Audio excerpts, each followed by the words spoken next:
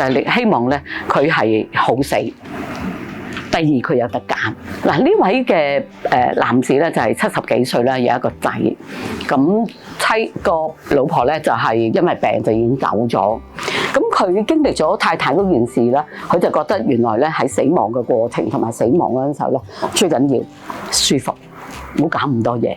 咁所以佢就一早就同自己咧佢得一個仔咪同個仔講咗。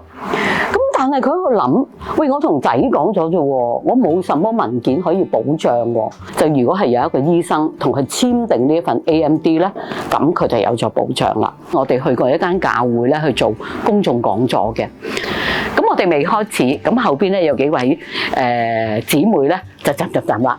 佢話：嘿，我哋唔使聽呢啲嘢嘅，我哋有上帝保守噶嘛咁。你同唔同意？